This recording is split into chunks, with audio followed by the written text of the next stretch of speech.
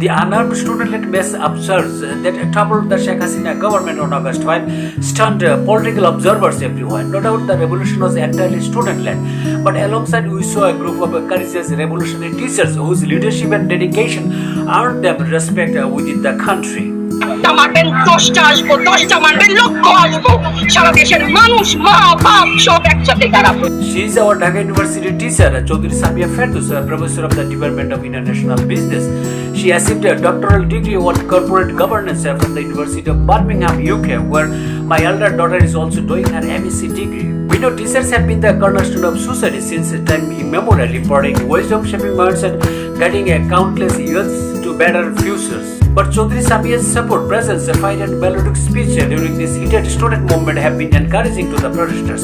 She boosted the students' morale. We are delighted to be a part of this journey with these fantastic people. যাত্রা হয়ে গেছে আমার সন্তানদের, আমাদের পয়সায় কেনা বুলেটে আমাদের সন্তান